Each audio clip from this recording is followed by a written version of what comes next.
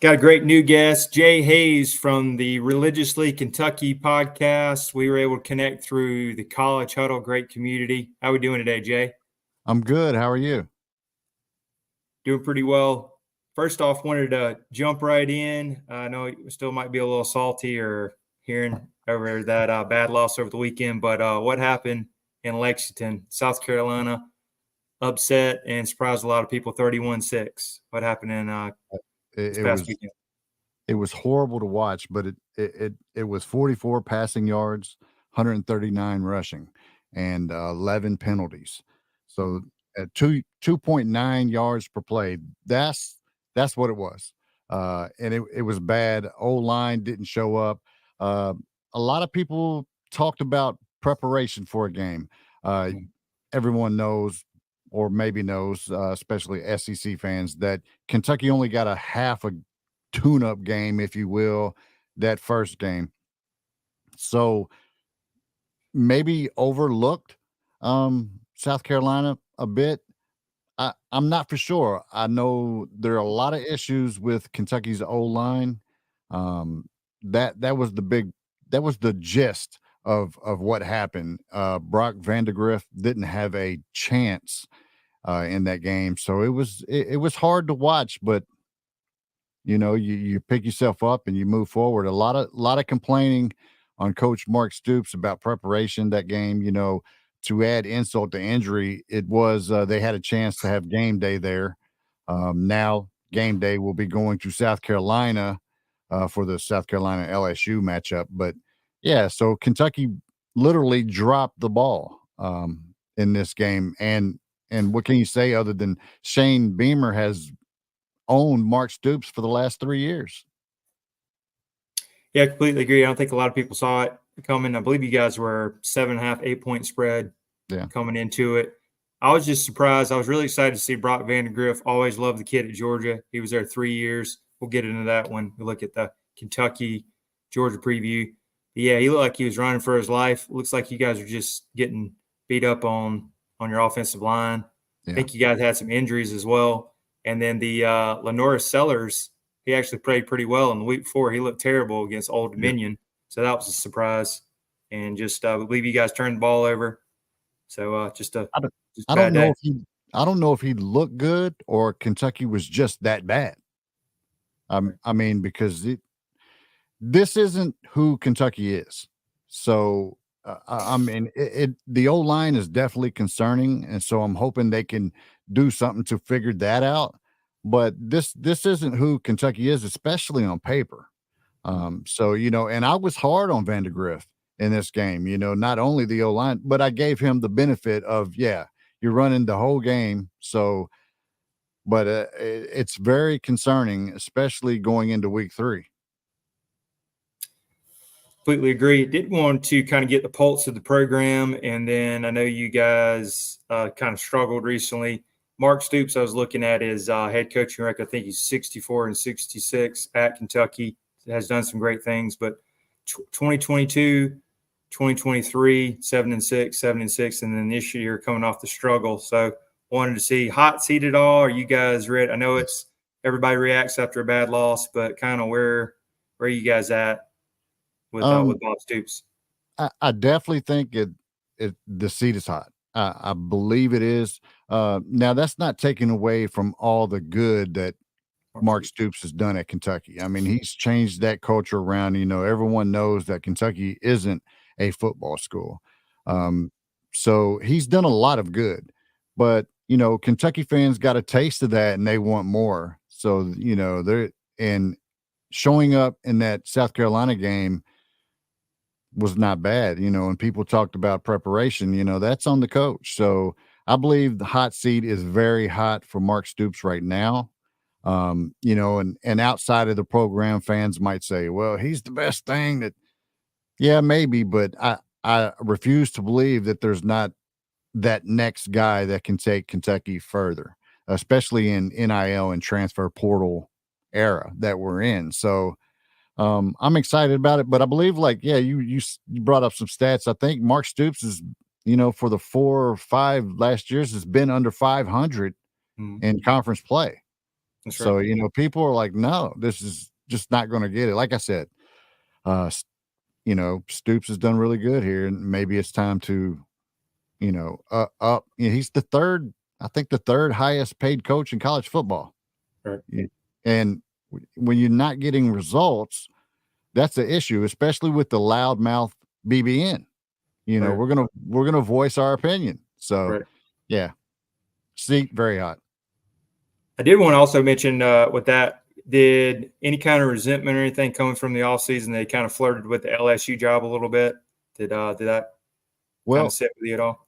so people will say that it wasn't LSU, it was Texas A&M. So, Okay, gotcha. uh, Makes sense. supposedly he did take the Texas A&M job, and then was turned away by boosters and fans and said, "No, we're we're already 8-4, Right. 7-5, 8-4. We're already that program, so we're not going to backslide." Of course, that was an upgrade for Coach Mark Stoops, and no one would have been mad about, the upgrade. That's the point of this, is to upgrade.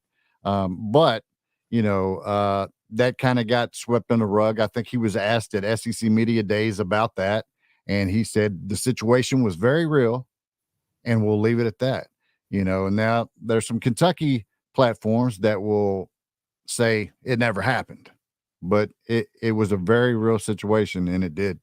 So that is being thrown in there now as well, with the product that was put on the field this past Saturday. Yeah, completely agree. And then, I mean, and you mentioned earlier, Mark Stoops being one of the most tenured coaches. I mean, anytime you stay at a program over 10 years is very impressive. Yeah. So, and what was some of your expectations? I don't know if I really caught one of your preview shows. So, what was maybe your record, your score prediction for this year? What were you hoping for? so I'm that fan that is going to tell you 12-0. That's my Okay. expectation. That's the competitor in me. All right. Of course, I know that's not real, Right. but I won't call or talk about a loss until it happens. So Mhm. that's always me. But realistically, I was thinking this team was 9-3, 10-2. I thought that was very real, especially being that this is Mark Stoops' best team that he's had at Kentucky on paper. Now, that is on paper, but hey, and I thought the preparation would be better, and maybe not so much, being that Kentucky got half a prep tune-up game because of weather, and then jumped straight into the SEC. I thought, well, surely your preparation for games is changed because of this new scheduling, but we saw what happened Saturday, so that's also in question. Completely agree. Thanks for that breakdown. I did want to bring up our sponsor, VivaTequilaSeltzer.com. After last week, maybe some of the Kentucky fans could use some of the zero carbs, zero sugar. Big Great models. sponsor of the show. So another one is I wanted to mention. So to get 20% off, it's Doghouse 20 for 20% off. Great sponsor of the show. My personal favorite is the watermelon. They also have a brand new flavor that they just started, which is coconut, but I believe they've been sold out. But great sponsor of the show. Again, that's Doghouse 20 for 20% off. VivaTequilaSeltzer.com. Check them out on Instagram as well. So jumping right into a big time matchup this weekend, Georgia versus Kentucky. For who? Trying to be respectful, but also want to touch on it briefly. Any chance of rain this weekend? Because I hear about the Yes, hurricane. Somebody was yes. bringing it, but I was looking at it today. It looks like it's 10% on the app. We're hoping for rain. Anything to help. Maybe I don't know, man. It looks like it's going to rain. They think it's going to rain. So, Right. I mean, Kentucky is going. Let me say this: Georgia has no clue of what's coming for them. Right. After that, after that beat down we took by South Carolina, we're coming hard. No, Right. really. I just want Kentucky to show up when they get punched in the mouth, punch back, make it competitive, try to at least. You Right. know, we saw some in the South Carolina game, some players not really giving a lot of effort. So I just want effort. Right. And then you see the graph at 92, Yeah. 90. 24-point spread, which is surprising. Yeah. So there's a chance. So there is a chance for Yeah. Kentucky. But Jim Carrey, Dumb and Dumber, saying there's a chance. yeah, there's a chance. But you know, everyone, we can joke about it and say, hey, you know, we know what's going to happen. Georgia is Georgia, and you know they look like one of the best in the SEC right now. So in college football, period. But I hope Kentucky just, you know, I hope they just show that effort and play. You know, that's why you play the game. You know. Yeah. Did want to bring up, you guys usually always play us very tough. I remember 2 years ago at our national championship game, we came in, it was cold, 16-6, hard fought. You can tell Kirby and the Dogs wanted to get out of there with a win, but you always, and then Kirby always respects Mark Stoops, saying they're one of the most physical teams. They come out, I talk to my players after the game, they say that's one of the most physical. They'll punch you in the mouth, hit you hard. So I'm actually thinking they're actually gonna bow up this week after getting punched in the mouth. And I think they're going to hang around. This might be kind of close in the first half, being respectful, because I think Mark Stoops will try to slow it down. You guys get the home field. You guys might even hang around and score early. But I think Georgia's got more dudes, and they got more focus down the road, trying to get that bye week, get out healthy. Got Alabama in 2 weeks. Huge matchup. So I'm going to go. I'll go and make my prediction. I'm going to go hang around. I'm going to go Georgia 31-10. I would take those 24 points because this is on the road. And sometimes early in the year, teams, they'll have a bad game, but they don't show who they truly are. Brock Vandergriff, playing for Georgia for 3 years, is going to get up for this game. And Jamon Dumas-Johnson, who's a good linebacker. Beast. He just had some injuries at Georgia. He'd still be there. So that's my predict, 31-10. And I could see this being a game until the second half, but Kirby's great at adjustments, and then they'll kind of figure things out.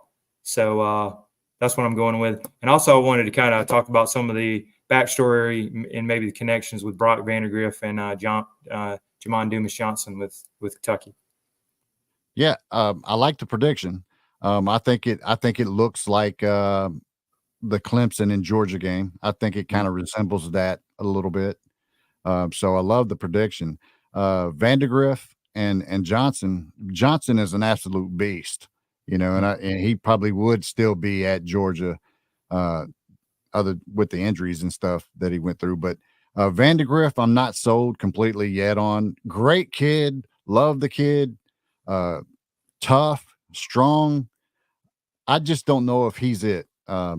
You know, after the game, I was really hard on him, and I gave him some of the benefit of, you know, the O-line, because that was the main issue. But he did some things that you know, and we don't know his identity yet. So I gave him also that benefit of the doubt. But, you know, hopefully, you know, because we've seen just through the game and a half that Kentucky's got to play, we've seen a little bit of dog in him. So I'm hoping he gets up for this game, you know, and I hope they have a solution for the O-line to protect Brock Vandergriff. But we'll see. I'm excited for the game. You know, even though Kentucky was down and out, you know, ready to give their season tickets up, Right.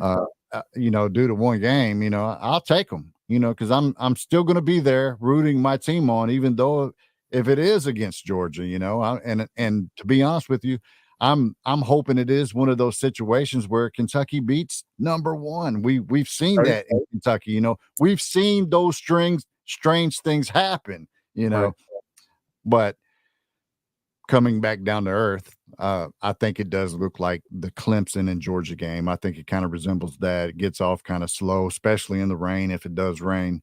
And then Georgia keeps Georgia in, and they just run away with it. Gotcha. Can you give us a prediction, Jay, if you had to pick one score-wise? I'm going to say Kentucky by a touchdown. Okay. I like it. I'll leave you with a joke, right? There you go. We might edit that out and put Jay's going with the big upset of the week, shocks the world by 7. All right, I like it. Yeah. And then any reaction after week 2 in college football? I know we had Notre Dame, surprise. Yeah. Hate to say kind of poo in the bed. Yeah. Alabama rolling around, even though if you were just clicking on ESPN, looking at the box score 42-16, you're like, hey, they they were rolling. But that was a game 3-4 minutes into the fourth quarter. And Yeah. they got some issues. Also, Tennessee made a statement by blowing out NC State. That was impressive by 41. And what was the other one? Oh, yeah, Texas punching Michigan in the mouth, former national champ. So any thoughts on week 2? So I called the Texas game. I called that right. Tennessee, I wasn't for sure. My eyes were definitely on that game. I thought NC State might give them a better game than they did. Tennessee just blew them away. Georgia's Georgia, of course. But Ole Miss. I mean, if I was to, you better watch Ole Miss. But it's those guys right now. It's Georgia leading the pack. Alabama still Alabama. I think. Then you got Tennessee, Texas, and Ole Miss. Those are the teams that will be fighting. I was impressed with Vandy. Still are, Yeah, I mean, Kentucky better have a solution, or it's going to be real bad. So hopefully we get that fixed and we toughen up and play that hard-nosed football that we're used to playing. I mean, so hopefully impressive though. And this is not a slight towards Georgia. I haven't seen them like just dominate. Like there've been like slow games for the first 2 games, and it was against Clemson and Tennessee Tech. So we really hadn't, and that could be the grand scheme of we're just going to jog through the season and then we're going to run for the championship. That could be that. Kirby Smart is a top coach. But we'll see. We'll see Saturday. Yeah, completely agree. Georgia has been their emphasis for that, and Kirby's good about calling the dogs off. Like, for example, I didn't really realize at the game they did the 10-minute running clock on the 4th, and then you got Kiffin over there, I heard, was offered the same thing. He ran it up on, for you, who it was the first week, 76-0. That's how Kirby is. But, man, looking at his schedule, it just hit home yesterday when the AP poll and coaches poll. Number 4, Alabama on the road. Number 2, Texas on the road. Number 5, Ole Miss on the road, and then you got Tennessee rolling. I mean, this thing's brutal. So back to my original pick was Georgia 10-2, and you can still make the playoffs, maybe get that 6th, 7th seed, similar to Missouri. And I wouldn't mind. This is a marathon, not a race. Skip SEC championship game, heal up, get that first playoff home game. Who were the 2 losses? If I had to pick earlier in the year, I was going to go Texas or Ole Miss, and then I'm looking at that Tennessee game. It's possibly drop those. I want to split, if we can, the Texas and Alabama. Just get one of those. Right. Ole Miss is going to be tricky, even though he's had that. But it's so hard, as you know, in the SEC, and these road games are brutal, and just staying healthy. So 11-1 would be great. I didn't dare say with this schedule, hey, 12-0, man, we're blasting everybody. I was around that 10-2. Get hot, something similar to like the Kansas City Chiefs. Get hot at the end, you're a hot team. So that's what I'm looking at. Now, see, Georgia fans can get away with saying 12-0, but it's weird when a Kentucky fan says 12-0. I mean, But my pick for the SEC championship was Texas and Georgia playing. Okay. And then I'm also very big, hard to beat a team twice. So, hey, Texas, Alabama punches us in the mouth, get a little revenge on the back end. Yep. But I really want that one more and more is the one in Alabama because they keep saying his Kirby Smart's kryptonite 1-5 against Alabama, but that was with the GOAT, Nick Saban, all respect. But, man, if you lose to Kalen DeBoer, and that's all you're going to hear about it. George you can beat everybody, can't beat Alabama. You know it is. So that's kind of where I'm at. I mean, I don't know how it is, but yeah, I understand what you're saying. And then real quick, you guys basketball school off the radar. Where are you guys at with? Maybe I'm missing it. Calipari, and where you got with basketball? Is it one more season with him, or what's your thoughts? No, well, he's gone to Arkansas. Okay, that tells you how much I know. Then, who do you like your new coach and everything? I like him because he played here, and I was at UK when he was here. So, but I'm not fully bought in that he's the guy. When they went on a coaching search, several top coaches said no, and then they got to him. So I felt like it was a panic hire. But he's a great guy, and he is a smart guy. Coached at BYU, did good. Hasn't won an NCAA tournament game. Right. So there's still question marks there, but we're finding out that he can do a little bit of recruiting. He's got a couple guys for next year, 5 stars so far, but they're legacy and hometown kids. So we'll see eventually if he can get out and about and recruit like they kind of think that he can. But as far as coaching, they are real high on him, on his coaching style and everything. So of course, Kentucky fans in basketball always expect the best. Right. So, with the and it was good to take a breath from the last 3 years, losing the first game and in the first round of the tournament. So it's always good to revamp and catch your breath and say, okay, let's get back to what we do. Right. So yeah. Yeah, I mean, always envious of you guys because Georgia's just been terrible in basketball. I mean, we're lucky to get 500. And I keep thinking, I think the last time we made the tournament was 2013, 2014. So I'm usually cashed out. I'll follow them, but Right. I usually get ready for spring practice. But maybe Georgia can actually make the tournaments one year. We're hoping for the best. Yeah. And I don't know if you heard this, but evidently we're a baseball school now. Okay. So, yeah. So we got some things going for us. There you go. Yeah, Kentucky SEC, great program. Always wanted to come and visit the stadium, Kroger Field there. So maybe I can make it there one time. You have to, man. It's a great environment. Nothing like Georgia, but it is a great environment. People have bought in, and Mark Stoops did that. Mark Stoops brought that great culture and trying to do that. So, yeah, man. I hopefully we can continue, but we talked about it. Hot seat. It might be the last year. Right. I got you. All right, Jay, we really appreciate you coming on. And how do we follow you on the socials? You can follow me at JHayesKY on all social media platforms. So JHayesKY. Gotcha. Got you right here on Twitter with the Religiously Kentucky Sports Podcast. Also, I was listening to them earlier on the iHeart, great there, and I believe they're on Apple and do a little bit on YouTube. So yeah, follow them all on there, and it was great connecting from the college huddle. Yeah, man, I appreciate it, man. Spotify, Amazon Music, wherever you get your podcasts, Religiously Kentucky Sports Podcast. Man, I appreciate you having me on. I thought it was at first thought it was a bit strange, like what am I going to talk to a Georgia fan about football like?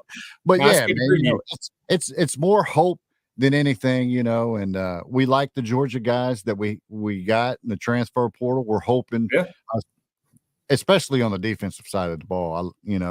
I think Brock's still figuring it out, but hopefully he does, and we're excited about it. Gotcha. Yeah, really appreciate you coming on again. And if everybody's around, make sure to like, subscribe, share the Doghouse podcast, and we'll have some great content on down the road. Really appreciate coming on, Jay. I'll give you a go Dogs and a go Cats. I appreciate